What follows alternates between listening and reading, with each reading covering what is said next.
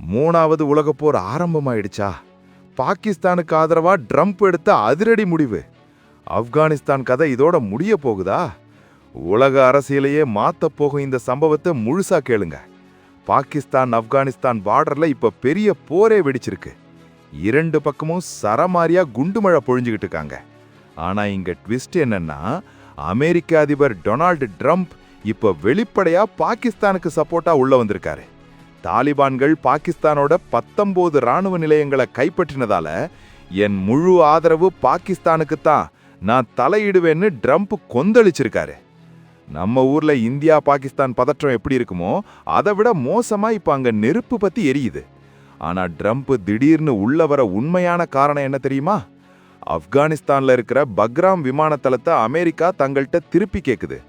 ஆனா அதெல்லாம் தர முடியாதுன்னு தாலிபான்கள் கெத்தா சொல்லிட்டாங்க. இதனால செம கடுப்பான ட்ரம்ப் பாகிஸ்தானை ஒரு கருவியா வச்சு ஆப்கானிஸ்தானை அழிக்க மாஸ்டர் பிளான் பண்றாரோன்ற சந்தேகம் எழுந்திருக்கு. அமெரிக்கா அதிநவீன ஆயுதங்களோட உள்ள வந்தா தாலிபான்கள் நிலைமை ரொம்பவே மோசமாகிடும். இது தெற்காசியாவிற்கே பெரிய ஆபத்தா மாறலாம். ட்ரம்ப் பண்றது சரியா? தாலிபான்கள் இதை தாங்குவாங்களா? நீங்க என்ன நினைக்கிறீங்க?